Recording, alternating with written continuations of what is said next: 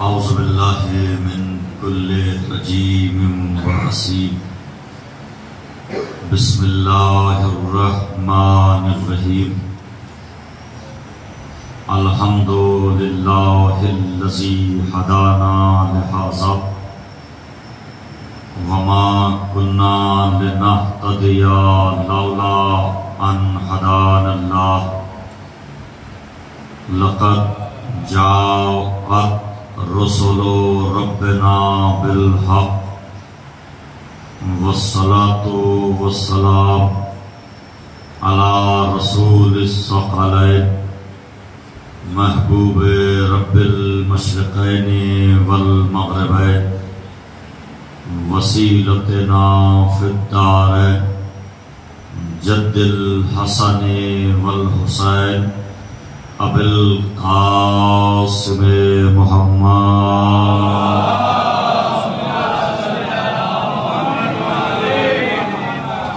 وأهل بيته الطيبين الطاهرين المعصومين المظلومين ولعنة الله على أعدائهم أجمعين من ليلنا إلى قيام يوم الدين اما بعد فقد قال حق سبحانه وتعالى بسم الله الرحمن الرحيم وجعلناهم أئمة يهدون بأمرنا وأوحينا إليهم فعل الخيرات وإقام الصلاة وإيتاء الزكاة وكانوا لنا عابدين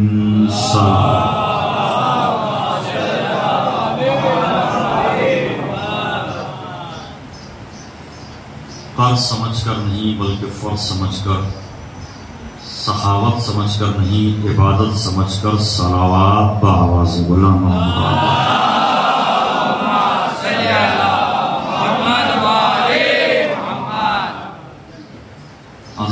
سرکار مسلم کربلا اور ماتمداران اسیران کربلا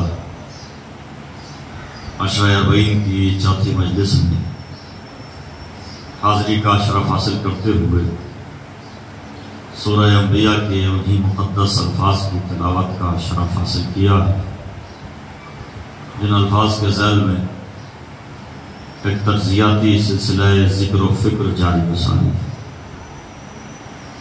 ارشاد ہوتا ہے کہ وَجَعَلْنَاهُمْ أَئِمَّةً يَهْدُونَ بِأَمْرِنَا، اور ہم نے ان کو امام بنایا ہے۔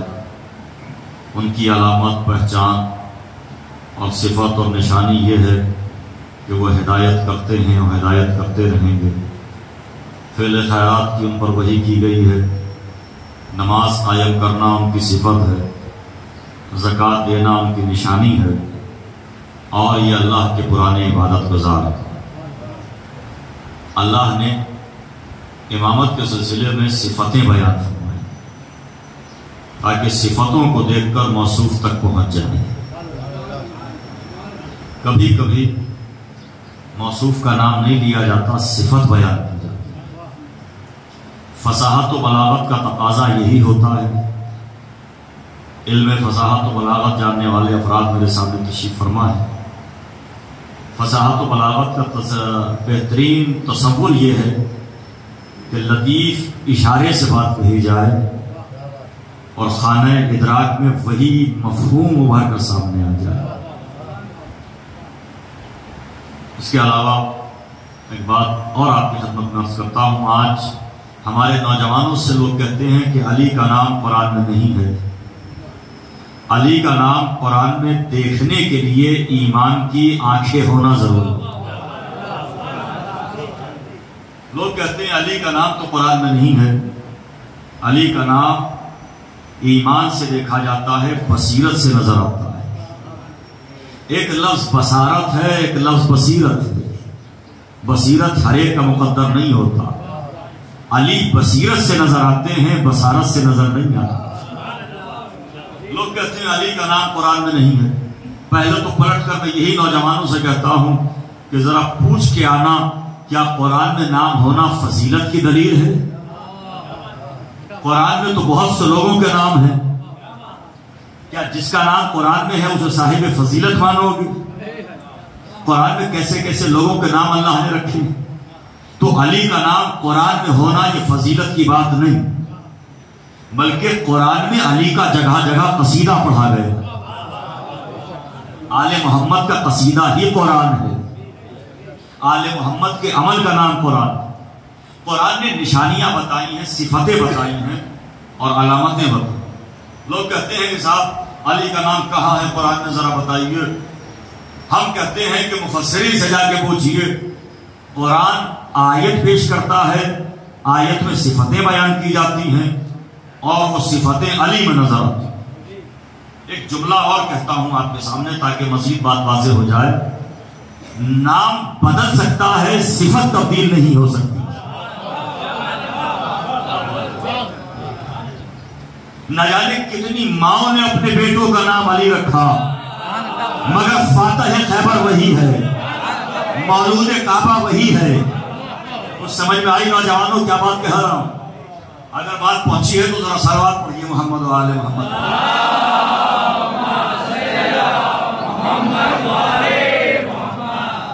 تو قرآن نے صفتیں بیان کی۔ قرآن کہتا ہے وَيُطْعِمُونَ الطَّعَامَ عَلَىٰ حُبِّهِ مِسْكِينًا وَيَتِيمًا وَأَسِيرًا، ہیں کچھ ایسے جو کھانا کھلاتے ہیں یتیم کو، مسکین کو، اسیر کو، نام نہیں لیا، صفت بیان کی ہے۔ وَمِنَ النَّاسِ مَن يَشْرِي نَفْسَهُ ابْتِغَاءَ مَرْضَاتِ اللَّهِ وَاللَّهُ رَءُوفٌ بِالْعِبَادِ، لوگوں میں ایک ہے جو اپنا نفس بیچ دیتا ہے، مرضی خدا خرید لیتا ہے۔ صفت بتائی، علامت بتائی، نشانی بتائی، پہچان بتائی، نام تو نہیں لیا۔ کأنہم بنیان مرصوص، ہیں کچھ ایسے جو میدان جہاد میں سیسا پلائی ہوئی دیوار کی طرح ڈٹے کھڑے رہتے ہیں۔ قرآن نے نام نہیں لیا، انما یرید اللہ لیذھب عنکم الرجس، حالانکہ آیت تطہیر سورہ احزاب میں ہے اور لوگ کہتے ہیں کہ اس میں کچھ خواتین بھی شامل ہیں، لوگ کہتے ہیں کچھ خواتین بھی اس میں شامل ہیں، کچھ اور بھی لوگ شامل ہیں۔ سیاق و سباق جا کے دیکھنا آیت کا کہ صیغے کیسے بدلے گئے، کہاں ہنہ اور کنہ کی ضمیر ہے اور کہاں کن کی ضمیر۔ تو قرآن میں اللہ نے آیت تطہیر رکھی۔ علماء تشریف لا رہے ہیں، صلوات و آواز سے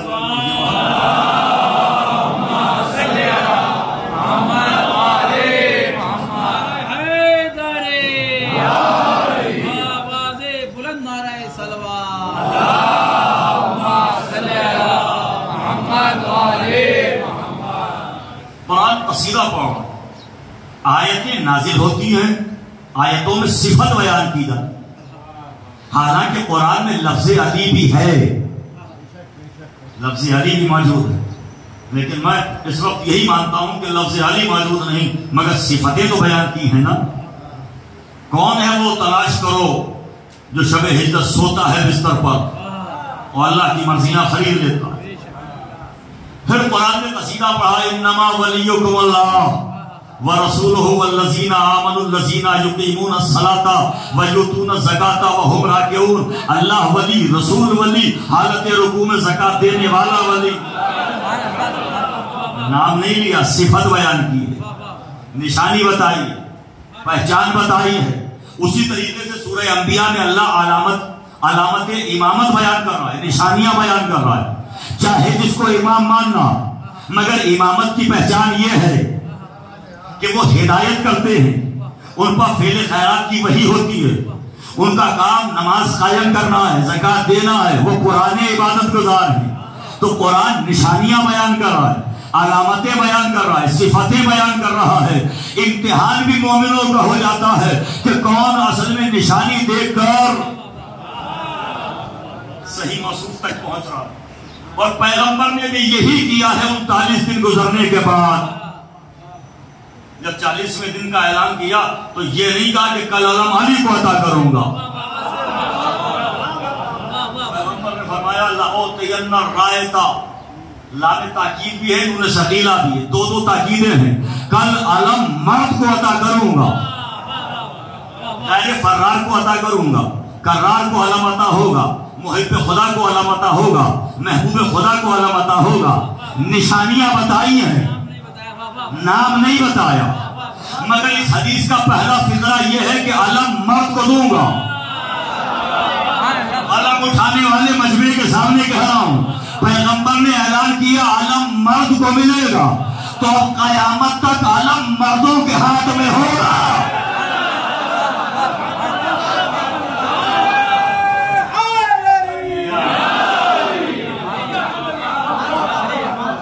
نشانیاں بیان کی جائیں، علامتیں بیان کی جائیں، پہچان بیان کی جائے.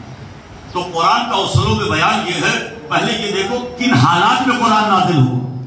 جن حالات میں قرآن نازل ہوا وہاں فصاحتوں کے ڈیرے تھے، بلاغتوں کے مسکن تھے. عرب کو اپنی فصاحتوں پر ناز بہت تھا. عرب اپنے سے زیادہ فصیح و بلیغ کسی کو مانتے نہیں. آج بھی جب ہم عربی لٹریچر میں، ادبیات میں، عربی ادبیات میں فاضل کرتے ہیں تو سب معلقات کورس میں پڑھائے جاتے ہیں.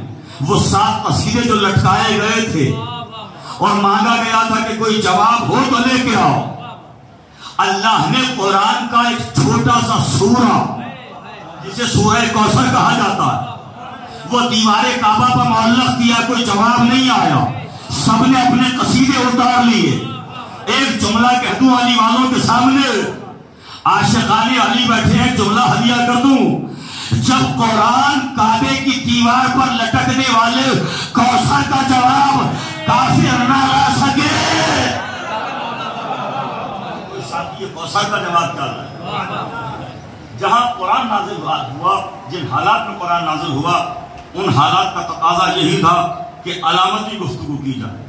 استعارے ہوں، کنائے ہوں، صفتیں ہوں، نشانیاں ہوں، پہچان ہوں. اور میاں یہ تو آپ کے حق میں اچھا ہوا کہ قرآن نے نشانیاں بتائی ہیں، ورنہ بہت سے لوگوں کے چہرے چھپانا مشکل ہو جاتے ہیں. بہت سے لوگوں کے چہرے چھپانا مشکل ہو جاتے. حالانکہ منبر حسین نے چہرے چھپنے کسی کے نہیں دیے، چہرے آج بھی سب کے سامنے ہے اور پتہ چل جاتا ہے رحمت والا کون ہے، لعنت والا کون ہے. آپ آیات قرآنی پڑھتے جائیے اور دیکھتے جائیے. آج کی ضیافت تباہ، ضیافت ایمانی، ضیافت روحانی کی خاطر ایک آیت اور مجھے یاد آتا. اللہ نے جنہیں امام بنایا انہیں کہا جاتا ہے ائمہ ہدی. ان کے لیے اصطلاح ہے ائمہ ہدی اور قرآن کی آیت سے ماخوذ ہے. وَجَعَلْنَاهُمْ أَئِمَّةً يَهْدُونَ، چونکہ یہ ہدایت کرنے کے لیے آئے. میرے 12 کے 12 ائمہ ہدی ہیں، یہ ائمہ نور ہیں، یہ ہدایت کرنے کے لیے آئے. اب وہی قرآن کہتا ہے وَجَعَلْنَاهُمْ أَئِمَّةً يَدْعُونَ إِلَى النَّارِ. ایسے بھی ہیں جو جہنم کی طرف لے جانے والے امام ہیں. پہلے تو یہی پر غور کیجئے، یعنی جہنمی بھی امام کے بغیر نہیں ہے، ان کے بھی کچھ امام ہیں، انہوں نے بھی کچھ لوگوں کو اپنا امام مانا ہوا ہے. قرآن کہہ رہا ہے، یہ میری تقریر نہیں ہے، قرآن کی آیت ہے وَجَعَلْنَاهُمْ أَئِمَّةً يَدْعُونَ إِلَى النَّارِ. پھر قرآن کہتا ہے. اب دیکھیے آپ متوجہ ہوں تو آہستہ ایک بات کہوں اور آہستہ سننے کی بالکل اجازت نہ. جب ائمہ نور کا تذکرہ کیا تو صفتیں بیان کی. پہلی صفت یہدون بامرنا، ہدایت کرتے ہیں، ایک صفت وَأَوْحَيْنَا إِلَيْهِمْ فِعْلَ الْخَيْرَاتِ، دوسری صفت اقامۃ الصلاۃ، تیسری صفت ایتاء الزکوٰۃ، چوتھی صفت کانوا لنا عابدین. کتنی صفتیں ہوئی؟ پنجتنی مجمع سے پوچھ رہا ہوں کتنی صفتیں ہیں؟ 5 یاد رکھیے گا. جب اللہ نے ہدایت والے اماموں کا اعلان کیا تو نشانیاں اور صفتیں بتائیں، علامتیں بتائیں 5. مگر جب جہنم والے اماموں کا ذکر قرآن میں کیا تو اب علامتیں آپ خود گر لینا، اب میں نہیں گروں گا، علامتیں خود گریے. سوال کیجئے. قرآن کہتا ہے وَجَعَلْنَاهُمْ أَئِمَّةً يَدْعُونَ إِلَى النَّارِ. پہلی صفت یہ ہے کہ وہ لوگوں کو جہنم کی طرف دعوت دیتے ہیں. وَيَوْمَ الْقِيَامَةِ هُمْ لَا يُنصَرُونَ. جنہیں اللہ نے بتایا ہے کہ یہ جہنم والے امام ہیں، ان کی پہلی صفت یہ تو اعلان تھا کہ یدعون الی النار، یہ تو اعلان تھا. صفت کیا ہے؟ وَيَوْمَ الْقِيَامَةِ هُمْ لَا يُنصَرُونَ. قیامت کے میدان میں ان کا کوئی مددگار نہیں ہوگا. یہ تو آیت ہے قرآن کی. قیامت کے میدان میں ان کی نصرت نہیں کی جائے گی، مدد نہیں کی جائے گی، ان کا کوئی معاون نہیں ہوگا، مددگار نہیں ہوگا، کوئی کمک کرنے والا نہیں ہوگا. اور دوسری صفت بتائی وَأَتْبَعْنَاهُمْ فِي هَذِهِ الدُّنْيَا لَعْنَةً. دوسری صفت یہ ہے کہ اس دنیا میں ہم نے ان کے پیچھے لعنت لگا دی ہے.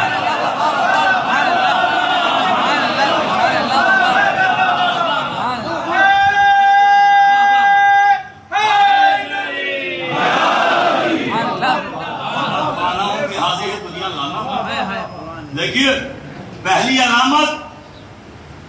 علامت یوم القیامت لا ينصرون، قیامت میں ان کی مدد نہیں کی جائے. دوسری صفت اتبعناہم فی ہذہ الدنیا لعنہ، اس دنیا میں ان کے پیچھے ہم نے لعنت لگا دی. اور تیسری صفت بتائی، تیسری صفت کیا بتائی؟ یوم القیامت ہم من المقبوحین، قیامت میں سب سے برے لوگوں میں یہی ہوں گے. کہنے کی ضرورت نہیں ہے، خدا کی قسم آیت نہیں ہے، اس آیت میں تاریخ کے چہرے دکھائے ہیں. اور میں نے کہا تھا کہ میں آہستہ کہوں گا، سن خود لیجئے گا. جب ہدایت کے اماموں کی علامتیں بتائیں تو 5، جب جہنم والے اماموں کی علامتیں بتائیں، پہلی صفت یہ ہے قیامت میں ان کا کوئی مددگار نہیں. دوسری صفت اس دنیا میں بھی لعنت ان کے پیچھے ہے. تیسری صفت قیامت میں سب سے برے لوگ ہم من المقبوحین، قیامت میں سب سے برے قبیح ترین لوگوں میں ان کا شمار کیا جائے. اب دیکھیے یہ قرآن کی آیت ہے وَأَتْبَعْنَاهُمْ فِي هَذِهِ الدُّنْيَا لَعْنَةً. قیامت ہم نے دنیا میں ان کے پیچھے لعنت لگا دی. اللہ کہہ رہا ہے ہم نے لعنت لگائی ہے. اور آپ مجلس کے کس گوشے میں بیٹھے ہیں، کس وادی فردوس میں آپ ہیں، مجھے نہیں معلوم. میں تو بات کہہ چکا، یہ ذمہ داری اللہ نے قبول کی کہ لعنت خدا نے لگائی ہے، تو اب لعنت پڑھنے والوں کو برا نہ کہنا.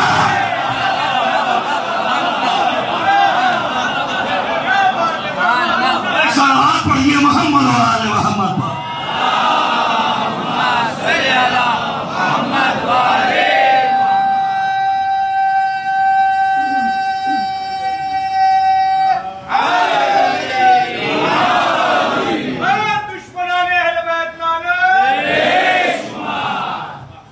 آل محمد کے ہر قسم کے دشمنوں پر لعنت بے شمار. قرآن نے خود ذمہ داری قبول کی. اور پھر قرآن ایک جگہ پر کہتا ہے یلعنہم اللہ ویلعنہم اللاعنون. ہیں کچھ لوگ ایسے جن پر اللہ بھی لعنت پڑھتا ہے اور پڑھتا رہے گا. مضارع کا صیغہ ہے یلعنو، اللہ لعنت پڑھتا ہے اور لعنت پڑھتا رہے، اور اللہ کے ساتھ ساتھ لعنت کرنے والے بھی ان پر لعنت کر رہے ہیں. ذرا دیکھو تو صحیح وہ لعنت والے ہیں کون؟ پتا تو چلے وہ لعنت والے ہیں کون. رحمت والوں کی نشانیاں بھی بتائیں اور لعنت والوں کی بھی نشانیاں. لعنت والوں کی نشانیاں قرآن میں موجود ہیں. یہ کوئی وسیع اثر کی خطابت نہیں، قرآن کی آیت.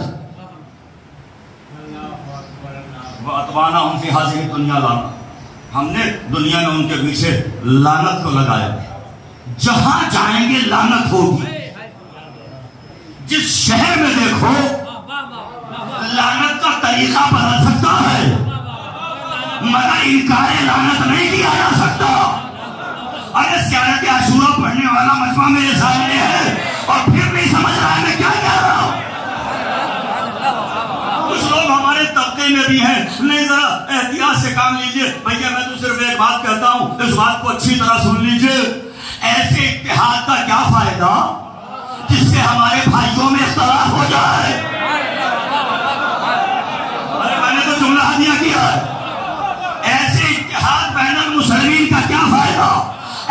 اتحاد بین المسلمین کا کیا فائدہ جس سے اختلاف بین المؤمنین ہو جائے؟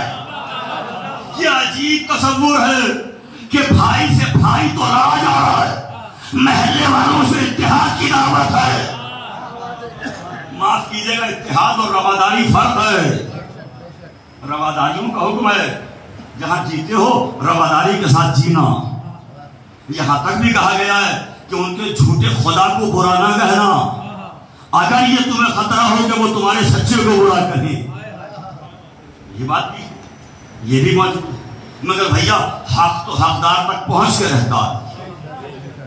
وہ چاہے جہاں لیٹ جائے، چاہے جہاں بیٹھ جائے، چاہے جہاں چلا جائے، حق حقدار تک پہنچ ہی جاتا ہے۔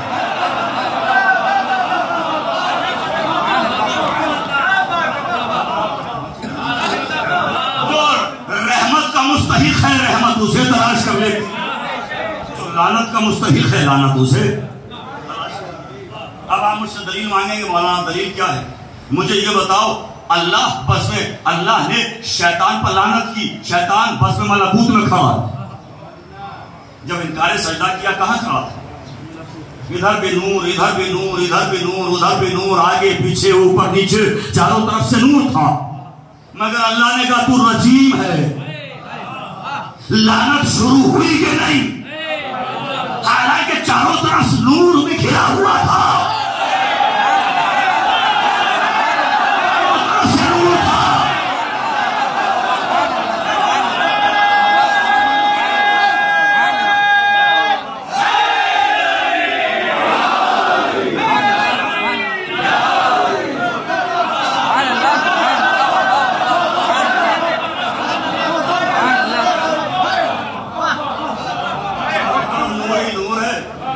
مگر لعنت اپنے مستحق کو نشانہ بنا کر وہیں پہنچ جاتی ہے جہاں پہنچنا ہے، جہاں اس کو پہنچنا چاہیے۔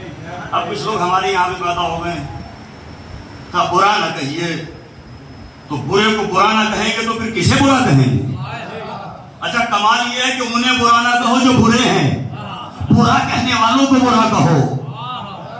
یہ عجیب تصور ہے، یہ عجیب فلسفہ ہے کہ برے کو برا نہ کہا جائے، جو برے کو برا کہتا ہے اسے برا کہا جائے۔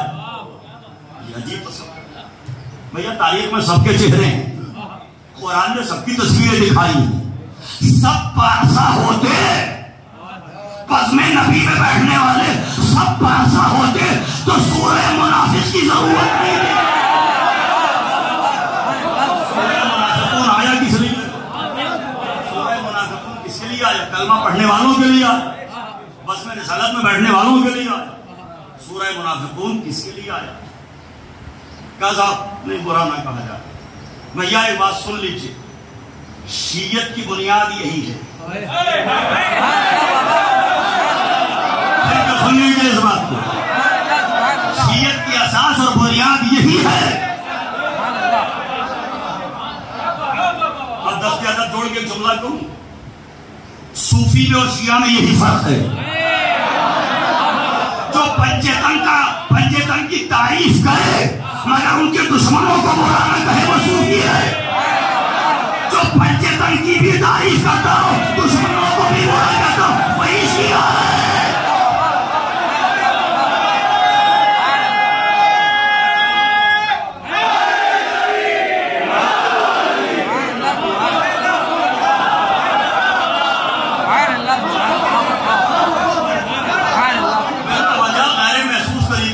صوفی بنایا جا رہا ہے، میں کبھی پڑھتا وڑھتا نہیں رہتا پڑھتا، لیکن جب ضرورت ہو تو پڑھنا واجب ہے۔ ایک بات ذہن میں آ گئی، نہ جانے کہاں سے کہاں بات چلی جاتی، شروع ہوتا ہوں تو بات آ جاتی، اور ابھی تک بھی جو بات آئی وہ فلبدی ہی میں نے مجلس کو، ممبر کا صدقہ ہے، صاحب مزار کی کرامتیں ہوتی ہیں۔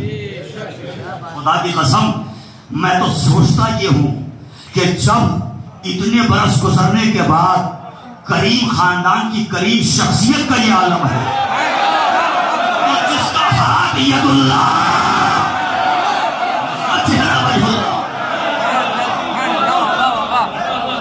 اللہ، ایک صلوات با آواز بلند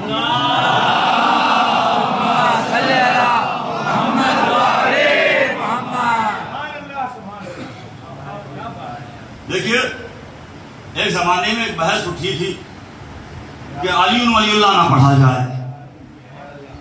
ہمارے علماء میں بحث شروع ہوئی کہ بھائی واجب ہے کہ نہیں ہے, رجا قصد رجا دنیا بھر کی اختلاف شروع ہوئی. ہمارے ہندوستان کے بڑے عالم نے کہا کہ اب تک اگر مستحب بھی تھا علی ولی اللہ تو اب واجب سمجھ کے پڑھو. سرکار کو اس لیے کہ جب دشمن بل آئے اور انکار کرے تو واجب ہے. اسی نقیص کو آگے بڑھا رہا ہوں. اگر میں تبرے میں احتیاط کرتا بھی تھا تو میرے لیے تبرہ پڑھنا اس لیے واجب ہے کہ اب تبرہ ہمارے اپنے لوگوں کو برا لگا ہے.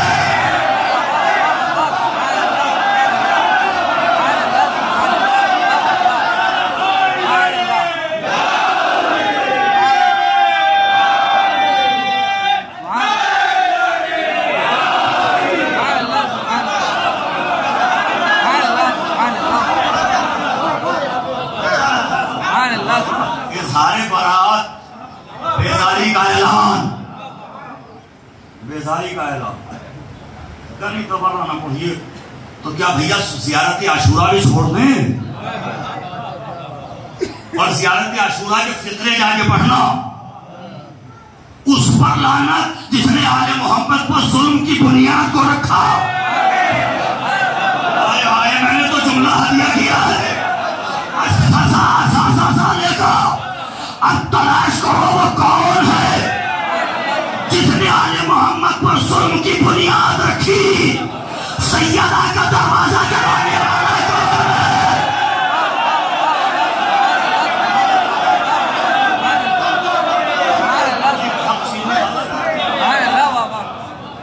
کس نے علی کا حق چھینا؟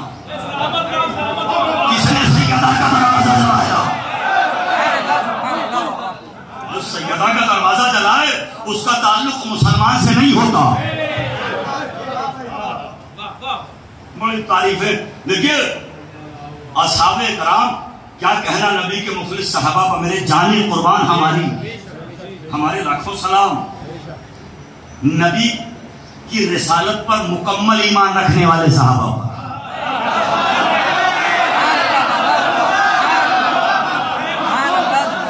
سرحوں کو یقین کے ساتھ قبول کرنے والے صحابہ پر.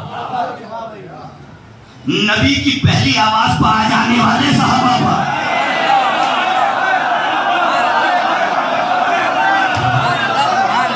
نبی کے سامنے اونچی آواز میں بات نہ کرنے والے صحابہ پر.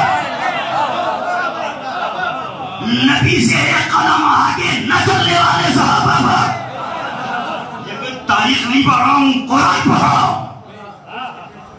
قرآن پڑھ رہا ہوں. پوری دنیا میں غدر مچایا ہوا ہے یہاں سے پاکستان تک. کیسے کیسے بل پاس کراؤ گے؟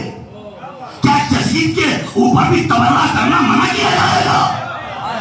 ارے ہم یزید ہی کو برا نہیں کہتے, جنہوں نے یزید کو یزید بنایا ہے ہم ان پر بھی لعنت کرتے ہیں.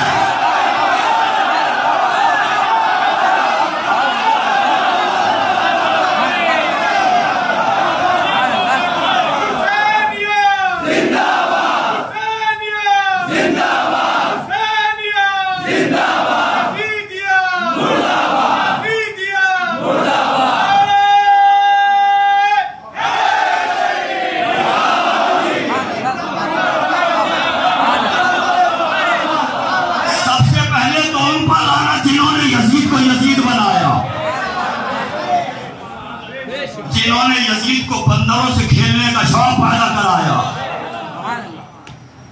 یہ جو اگر تاریخ کی اوراق الٹنے بیٹھ جاؤں تو کڑیوں سے کڑیوں ملانا مشکل ہو جائیں گی. یہ جو یزید نے تخت شام پر اعلان کیا کہ کوئی وحی نہیں آئے, یہ یزید کا اپنا جملہ نہیں تھا, یہ کسی کا پڑھایا ہوا سبق تھا.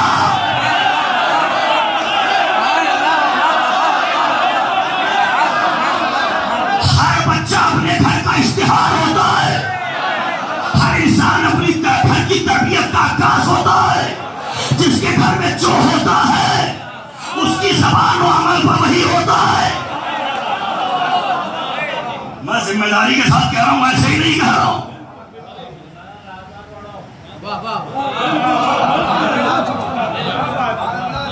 یہ تاریخی حقائق ہیں، تاریخی حقائق کو چھپایا نہیں جا سکتا. آیت تو کہوں گا، تاریخی حقائق کو کیسے چھپاؤں؟ اب ممبر کی اجازت ہی یہ ہے، میں کیا کروں؟ خدا کی قسم میں تو سرکار کے حوالے اپنے آپ کو کر کے آ جاتا ہوں، جو آپ چاہیں گے وہی پڑھ دیا جائے. یہی ضروری ہے. دلیل رکھتا ہوں، لا الہ، کوئی معبود نہیں. جھوٹوں کا انکار پہلے ہے، سچے کا اقرار بعد میں ہے.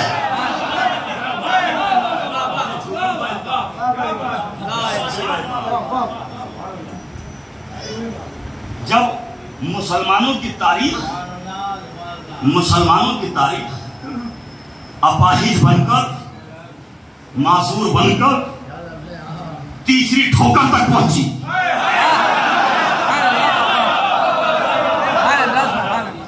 تو یزید کے دادا نے کہا تھا کہ شریعت کے چکر میں نہ پڑنا، یہ جو تمہیں ملا ہے اسے گیند کی طرح سمجھنا، جہاں چاہو گھما لینا. یہ سبق تھا وہاں کا. یزید تھا نادان، اسے کیا معلوم گھر کی بات چوراہے پر نہیں کہی جاتی ہے. میں بہت کچھ کہہ رہا ہوں، اگر آپ بیدار ہو. جس کے گھر میں جو ہوتا ہے وہ وہی تو کرتا ہے. یزید کے گھر میں جو ہوا اس نے وہی کہا کہ کوئی وہی نہیں، کوئی نبی نہیں، یہ تو بنی ہاشم کا ڈھونگ تھا حکومت کے لیے. مگر جس کے گھر میں وہی اتری تھی اس نے نیزے تک قرآن سنا کے بتایا.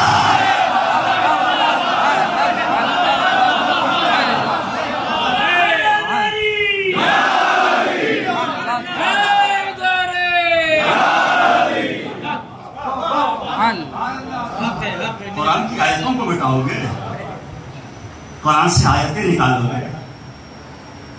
قرآن کہتا ہے لا ترفعوا اصواتکم فوق صوت النبی، خبردار نبی کی آوازوں پر اپنی آواز کو بلند نہ کرنا. اس کا مطلب تھے کچھ ایسے بدنصیب جو نبی سے زیادہ چیخ چیخ کے بولتے تھے. پیغمبر کی سیرت میں، سیرت طیبہ میں یہ ہے کہ کھل کے ہنستے بھی نہیں تھے. مسکراہٹ اتنی آتی تھی کہ دندان مبارک نظر نہ آئے. ذرا سوچئے کہ کتنا خوبصورت لب و لہجہ ہوگا جس کے لہن کے صدقے میں داؤد کو لہن عطا ہوا. تو داؤد کا بھی آقا ہو، کیسا خوبصورت بولتا، اور اس کے سامنے کرختگی کے ساتھ. اب مجھے نہیں معلوم قرآن نے کیوں کہا، اس کی تفسیر تو میں نہیں جانتا ہوں، مگر ہاں ایک آیت یاد آ رہی. قرآن کہتا ہے اِنَّ أَكْرَهَ الصَّوْتِ لَصَوْتُ الْحَمِيرِ، سب سے بری آواز گدھے کی آواز ہے. سب سے قریب ترین آواز گدھے کی ہے. بھیا جو نبی کے سامنے تیز آواز سے بولے وہی تو گدھا ہے.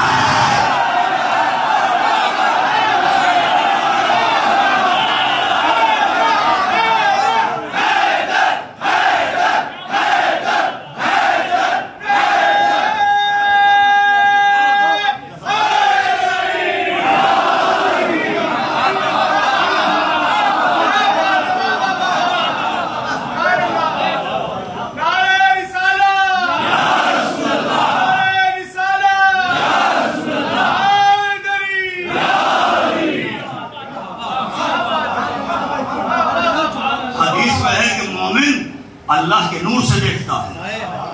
جو مومن اللہ کے نور سے دیکھتا ہے وہ صرف چہرے ہی نہیں دیکھتا، وہ چہروں کے پیچھے چھپا ہوا عقیدہ بھی دیکھتا ہے.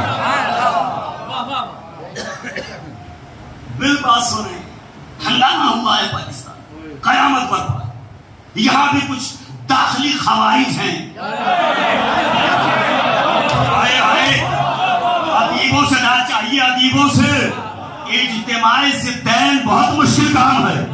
یہاں اجتماع ضدین داخلی خوارج ہیں کچھ. بھیا برا ہم انہیں کہہ رہے، چہرہ آپ کا کیوں بدل رہا ہے؟ شیعت منافقت کا نام نہیں ہے. یا کھل کے سقیفہ والے ہو جاؤ یا کھل کے مدینہ والے ہو جاؤ.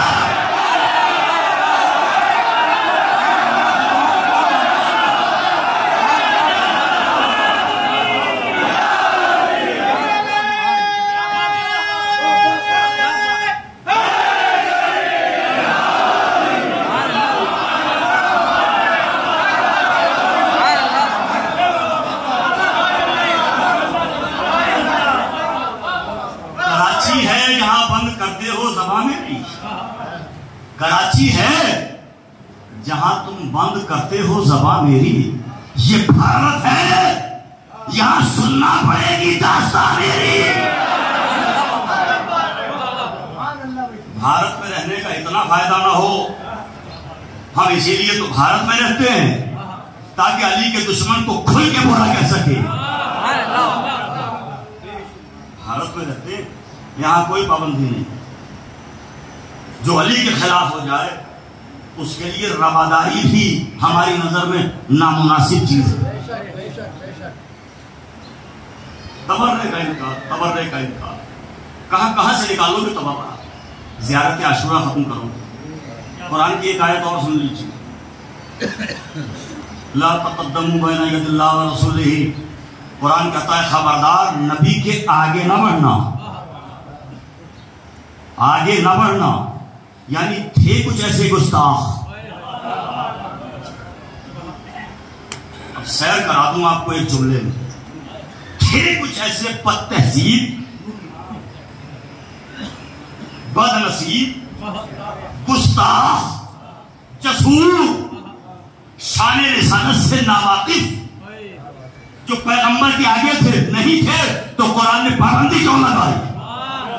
اس آیت کو تو سمجھو. اور بھیا وہ تو سمجھے جنہیں قرآن کافی ہے. وہ تو ضرور سمجھے اس لیے کہ آیت ہے خبردار نبی سے آگے نہ بڑھنا.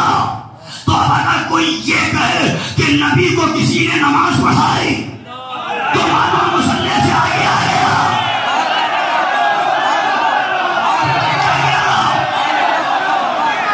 نبی کی نماز پسند نہیں پڑتا اپنے خلیفہ کو بچا لو.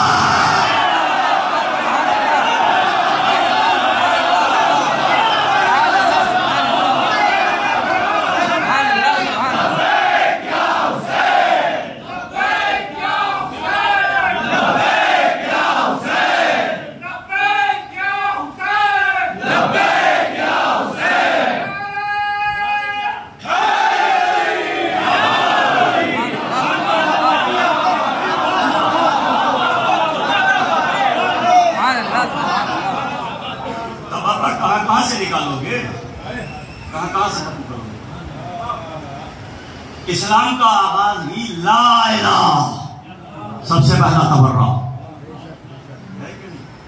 قرآن میں 114 سورے ہیں. 114 سورے.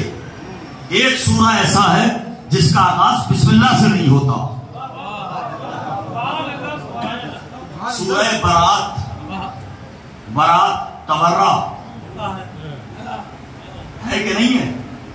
تو بھیا اگر تبرے کا انکار ہے تو کیا قرآن سے سورہ توبہ نکالو گے؟ مگر یاد رکھنا وسیم تیاگی کا کیا حشر ہوا ہے.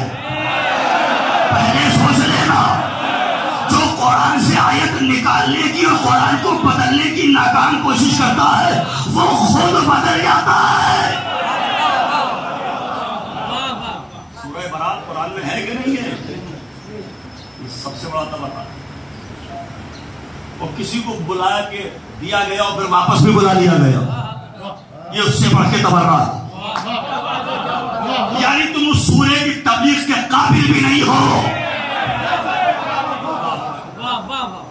تو بھائی جو ایک سورے کی تبلیغ کے قابل نگاہ مشیت میں نہ ہو، پوری امت کی ہدایت کے لیے مسند رسول پر جو بٹھا رہے ہو. یہ جو لعنت کی آیتیں قرآن میں آئی ہیں، جھوٹوں پر لعنت، جھوٹوں پر لعنت، ظالموں پر لعنت، ہیں کہ نہیں؟ جھوٹوں پر لعنت، جو جھوٹ بولے اس پر لعنت. اچھا کمال یہ ہے کہ دونوں طرف کا رویہ ہے. دونوں ہاتھوں میں لڈو لیے بیٹھے ہیں. ایک صاحب بہت دیر تک بحث کرتے رہے فدق کے حوالے سے. میں نے کہا اچھا آپ کی نظر میں وہ بھی سچی اور یہ بھی سچی, کسی ایک کو کہہ کے دکھاؤ.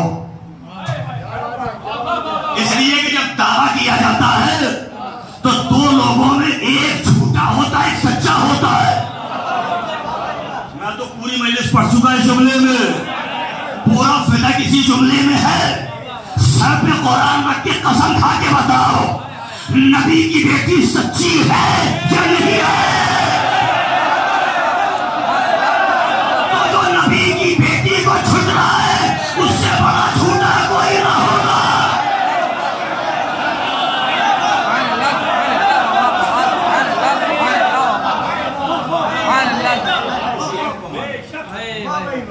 بین بین کباب سیخ پنے جانے چلے گا.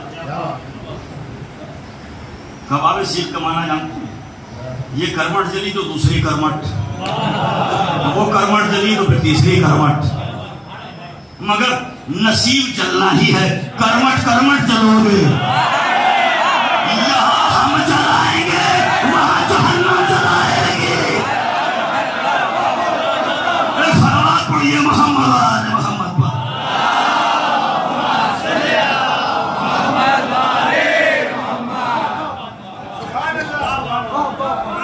جو نبی کا نہیں ہو سکتا وہ کسی کا نہیں ہو سکتا. بس انتہا ہے. سچے مسلمان بن جاؤ, نہ سنی نہ شیعہ, سچے سچے مسلمان بنو. جو سچا رسول کا عاشق ہوگا وہ رسول اور رسول کی آن کے دشمنوں کو ایک لمحے کے لیے قبول کر نہیں سکتا.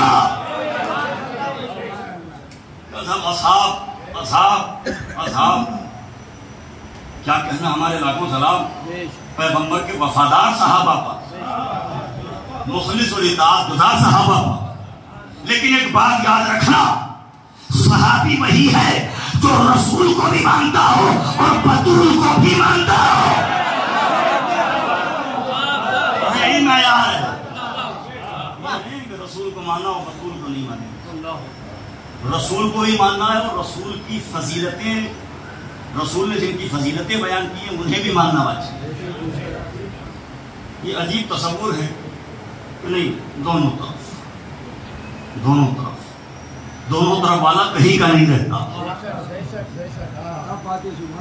کہیں کا نہیں رہتا. کہنے والے نے غدیر میں کہا تھا علی مبارک ہو تم میرے بھی مولا ہو گئے, اور اس سے پہلے ہر مومن کے مولا, ہر مومنہ کے مولا, اور میرے بھی مولا. یعنی کہنے والا اپنے آپ کو نہ مومنوں میں شمار کرتا تھا نہ مومنات میں, میرے بھی مولا. یہ درمیانی کیفیت بہت بری ہے.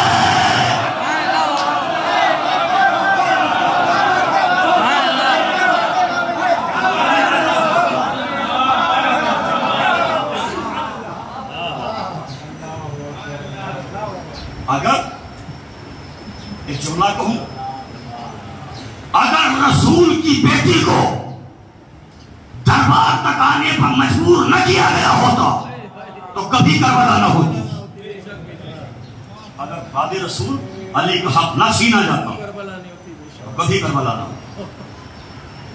کربلا کی بنیاد وہی ہے,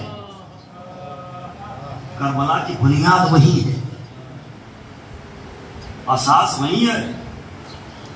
کون ہے آل محمد کا حق چھیننے والے؟ کوئی کسی مومن کا, مسلمان کا نہیں. آپ کے پڑوس میں کوئی غیر مسلم رہتا ہو, کوئی اس کا حق چھین لے تو ہر سچا انسان کہتا ہے بڑا جھوٹا انسان ہے. حق چھین لیا. جنہوں نے آل محمد کے حقوق پامال کی, صرف پامال نہیں کیے بلکہ تلوار, زہر, خنجر, زہر میں بجھے ہوئے نیزے, قدرکم اللہ آمائل وغیرہ رونے کے لیے آمادہ بیٹھے. کچھ پڑھنے کی ضرورت نہیں ہے. خدا کربلا سے بہت قریب ہیں آپ. مومن کا دل مچل کے کہتا ہے کہ 40 کے ایام ہیں وہ کربلا سے دور.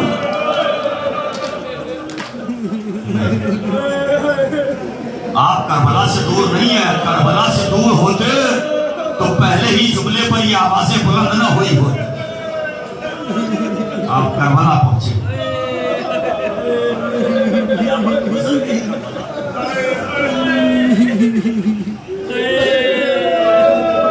جن کے گھر سے پردہ چلا، جن کے گھر سے غیرتیں تقسیم ہوئی، اسی گھر کی چادر تطہیر کی بے سالار بیویاں سروں سے چادریں چھین. کربلا سے کوفہ، کوفے سے شام. خدا کی قسم کچھ نہ پڑھا جائے، صرف یہ پڑھ دیا جائے کہ کربلا میں علی کی بیٹیاں بے ریزہ ہو گئے. مومن کے لیے یہی جملہ کافی ہے، رونے کے لیے یہی جملہ کافی ہے. اجرکم اللہ. خدا کی قسم یہ ہماری مائیں بہنیں بیٹھی ہیں بڑی تعداد، جو مرادیں لے کے آتی ہو، اے پروردگار تجھے آقا حسین کی مظلومی کا واسطہ ان کی مرادوں کو پورا کرنا. وہ دلوں کے حال سے واقف ہے، جو تمہاری حاجتیں ہیں نوجوانوں کو پوری ہوں گی. گئی کربلا میں، اور کربلا کے بعد کیا گزری یہ کوئی سجاد سے پوچھو.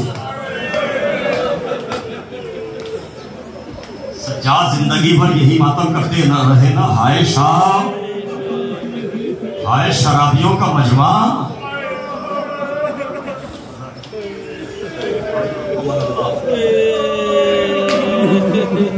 میں 2 جملے پڑھوں اور 3 اماموں کی مصیبت پڑھوں ایک جملے میں. 1 منٹ کے اندر 3 اماموں کی مصیبت.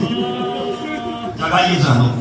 چچا وفادار صاحب کے پاس آ کے بیٹھا ہوا تھا، انہوں نے مجھے اپنے گھر پر بلایا اور بات نکلی آپ لوگوں کی موجودگی میں. میں نے ایک جملہ کہا تھا، علی کی شجاعت پڑھی جاتی ہے بقدر ظرف، جتنی ہم نے ظرفیت ہے، جو توفیق ہے.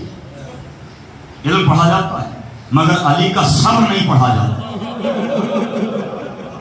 آپ روئے، اس کا مطلب آپ نے کچھ محسوس کیا. اب 3 اماموں کی مصیبتیں پڑھوں گا ایک جملے میں. پہلے آمادہ کر رہا ہوں آپ کو رونے کے لیے. کوئی کمزور سے کمزور انسان جو زندگی میں کبھی کسی سے لڑا نہ ہو، لڑنے سے ڈرتا ہو، اس کی زندگی میں اس کی بیوی کا پہلو شکستہ ہو جائے،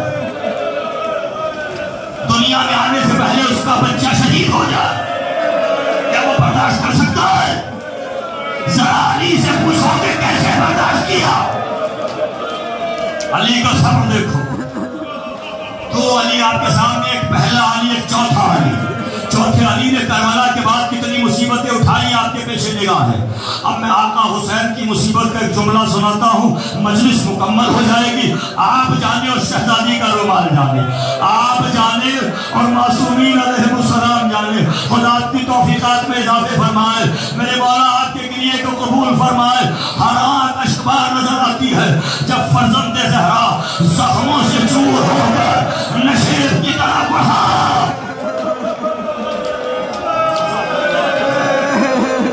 تجزیاتی انداز سے جملے سن لیجیے. تجزیاتی انداز سے آپ کو کچھ سنا. خدا آقا حسین نشیب میں ہے. عمر سعد کو جلدی ہے. عمر سعد معلوم خدا اس پر لعنت کرے شمر سے کہتا ہے جتنی جلدی ہو سکے حسین کا سر قلم کر لو. شمر ملعون اپنے سپاہیوں سے کہتا ہے جاؤ حسین کا سر قلم کر لو. مگر اتنی ہیبت ہے اس لیے کہ حسین نے قیامت کی جنگ کی تھی. اتنی ہیبت بیٹھ چکی ہے شامیوں کے دلوں پر جس سے کہا جاتا ہے سر قلم کرو. ہر سپاہی پیچھے ہٹ کے کہتا ہے مار ڈالے گا زہرا کا لال. فاتح خیبر کا لال ہے، مار ڈالے گا. کوئی سپاہی قریب جانے کے لیے تیار ہے. جزاک اللہ. ہر سپاہی کہتا ہے ہم نہیں کہیں گے حسین مار ڈالے. ایک مرتبہ ہمارے ساتھ اور شمر کی گفتگو ہوئی. شمر نے کہا حسین ابھی زندہ ہے. اور سپاہی حسین سے ڈر رہے ہیں۔ عمر سعد کہتا ہے کیسی باتیں کرتے ہو، حسین میں بچا کچھ نہیں۔ ارے جس کے جسم پر اتنے تیر تلوارنے سے 3 دن کا بھوکا پیاسا صبح سے اب تک لاشیں اٹھا کے لایا، اس حسین میں اب بچا کچھ نہیں ہے۔ دونوں میں بحث ہوئی، عمر سعد اور شمر بحث کرتے ہیں۔ عمر سعد کہتا ہے کہ اب بچا کچھ نہیں، شمر کہتا ہے میں ثابت کروں گا حسین زندہ ہے۔ رونے والوں ماتم کر لے گا، اس لیے کہ قیامت کا جملہ سنا اور آپ کی توفیقات میں اضافے بڑھ رہا ہے۔ شمر کھوڑے پر بیٹھا، کھوڑے کو دوڑاتا ہوا نشیب کے قریب آیا، سرانے کھڑے ہو کر ایک آواز دی، اے شامیوں حسین مر گئے، دیکھتے جاؤ خیمے لوٹ لو، زینب کی جانہ چھین لو۔ حسین کے کان میں آواز پہنچی، پانیوں کے پل اٹھے، آگے شیر جب تک حسین زندہ ہے، حسین کی زندگی میں خیمے کا رخ نہ کرنا۔ میں کہوں گا اے مولا حسین ذرا کربلا میں آئیے، شام کے دربار میں آئیے، ہائے سجاد گھومیا بیٹھ۔